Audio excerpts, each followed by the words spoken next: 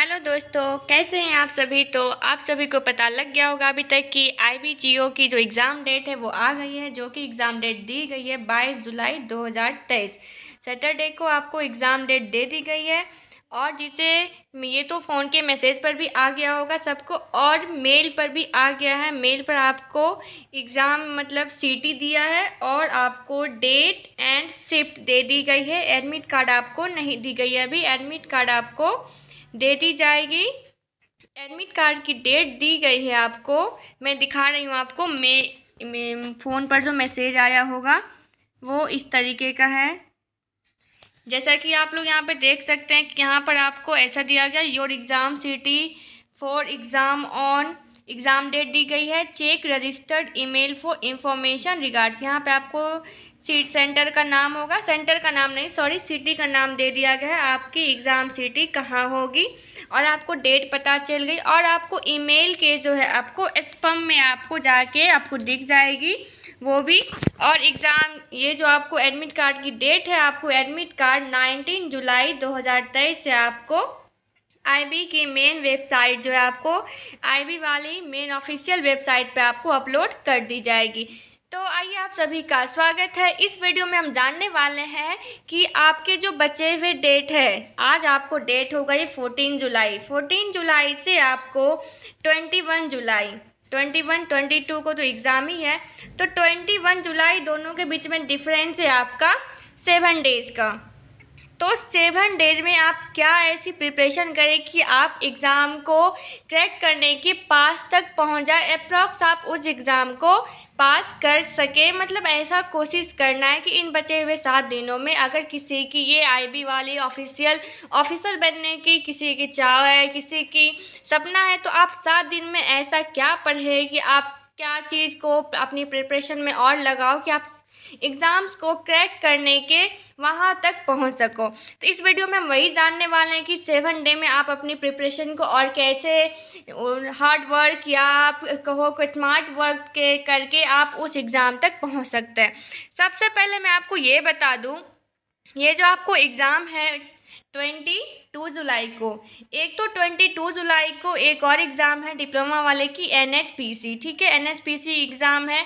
उसके बाद 23 को एग्ज़ाम है एनपीसीआईएल, ठीक है।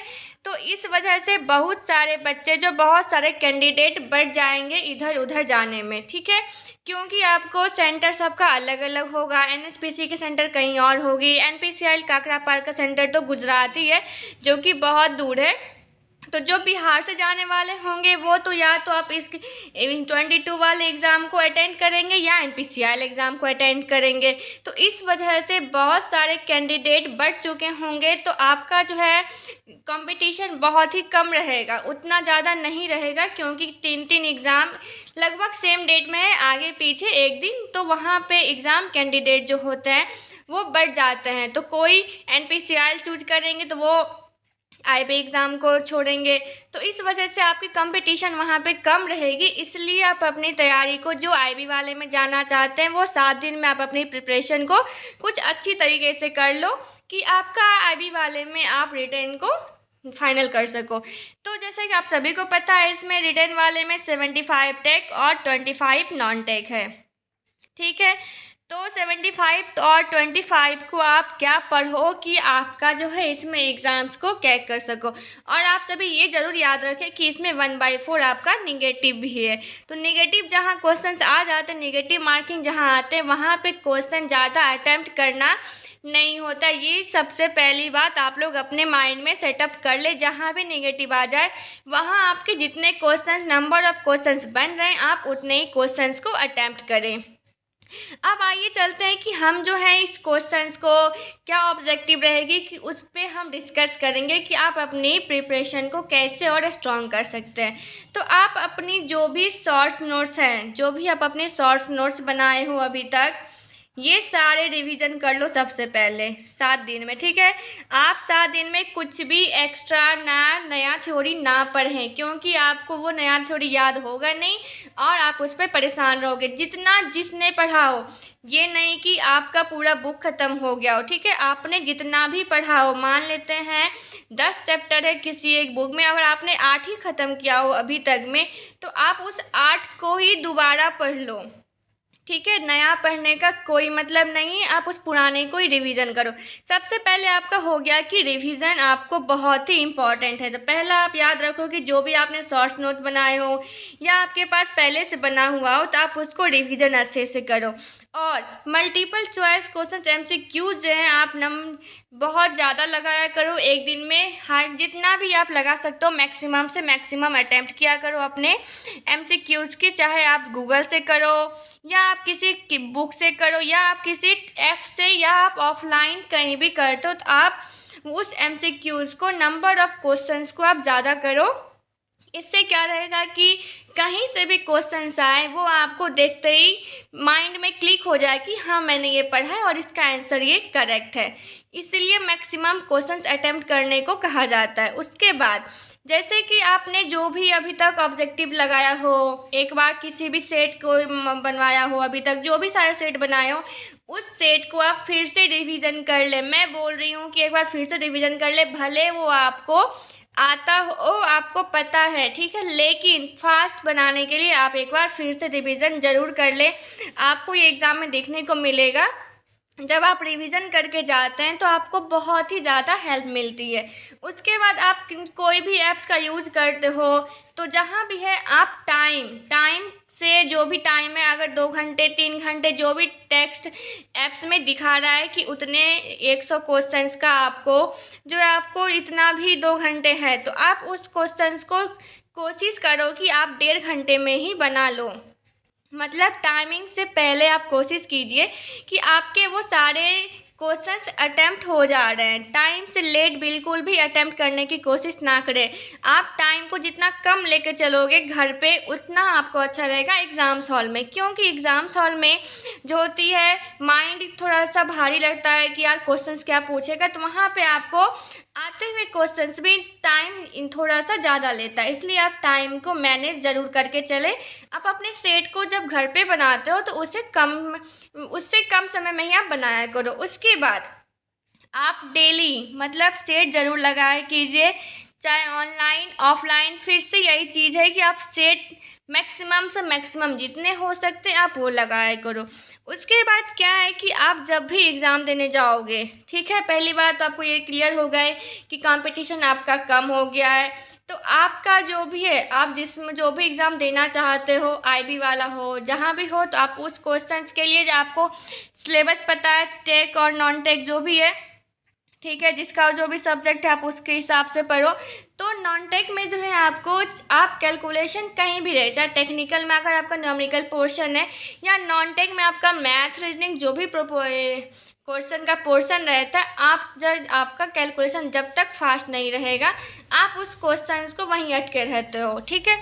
और एक बात याद रखें, जब भी आपका नेगेटिव मार्किंग वाले क्वेश्चन आते हैं, उसमें क्या करो, मान लेते हैं कि मुझे ये 5 नंबर का क्वेश्चंस नहीं आता है, ठीक है, तो फिलहाल के लिए आप छोड़ दो, ठीक है।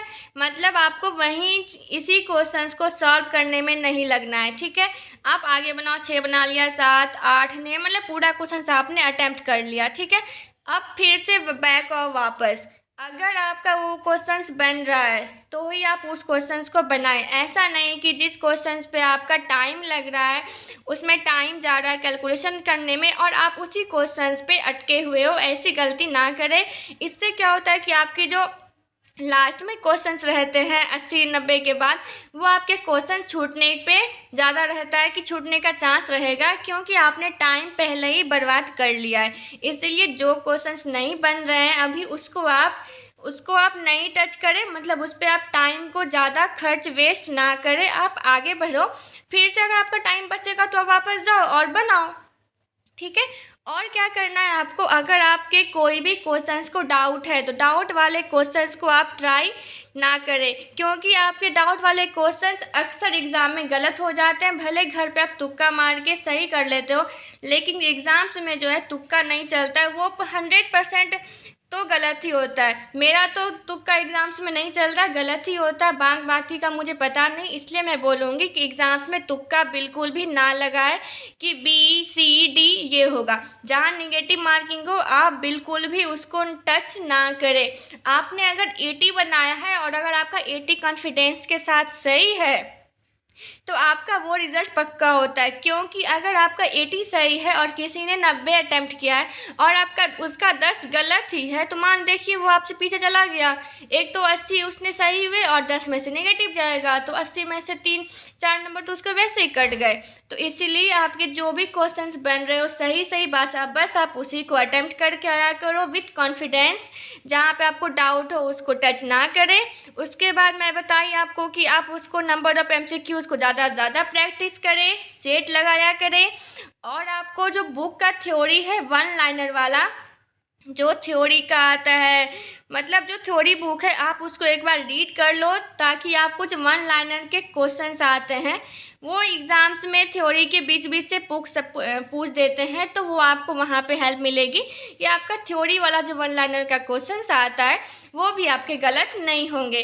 तो ये थी IB की मतलब एग्ज़ाम्स को, वहाँ तक आपको कोशिश करना है कि आप अपने IB वाले एग्ज़ाम्स को क्रैक करने तक पहुँच सकते हैं, ठीक है। तो ऐसी आप जो है गलतियाँ छोटी गलतियाँ तो बिल्कुल भी एग्ज़ाम में ना करें। एग्ज़ाम्स में और क्या होता है मैं आपको वो भी बता देती हूँ। एग्ज़ाम्स में आपके बड़े क्वेश्चंस गलत नहीं होते, जो मतलब जो लॉन्ग क्वेश्चंस होते हैं या जो आप बोल दो न्यूमेरिकल है, वो आपके गलत नहीं होते हैं, क्योंकि वो आपको कॉन्फिडेंस रहता है कि मैंने सॉल्व किया सही है। लेकिन गलत वही होते हैं जो शॉर्ट होते हैं, जो कि वन लाइनर क्वेश्चन होते हैं, वही गलत होते हैं। और वो भी क्वेश्चंस बहुत ईजी वाले गलत होते हैं। ये इसीलिए गलत होते हैं क्योंकि आपका कॉन्फिडेंस रहता है पहले से कि मेरा पढ़ा हुआ है और वो मैं मतलब रिवीजन नहीं करते हो और वो मेरा सही होगा। लेकिन एग्ज़ाम्स में यूनिट लिखने में अगर मान लीजिए पूछ रहा है 1 कूलम बराबर क्या होता है, तो वहाँ अगर यूनिट में भी अगर वैल्यू तो सेम है, लेकिन अगर यूनिट भी अगर आप भूल गए, जूल है या जो भी अर्ग है, तो आप अगर उसमें भी भूल जाते हो तो आपका वो भी गलत हो जाता है। इसलिए छोटे क्वेश्चंस को आप प्रैक्टिस ज़्यादा करें, क्योंकि आपको देखने से वो आंसर कभी भी गलत नहीं होगा और बड़े क्वेश्चंस तो आपसे बन ही जाएंगे। आप MCQ ज़्यादा प्रैक्टिस करें और अपनी एडमिट कार्ड आप 19 से डाउनलोड कर सकते हो। तो एग्ज़ाम्स की तैयारी के लिए ऑल द वेरी बेस्ट। मिलेंगे फिर नेक्स्ट वीडियो में, तब तक के लिए बाय बाय। आप अपनी एग्ज़ाम्स की प्रिपरेशन अच्छे से करते रहो। All the very best.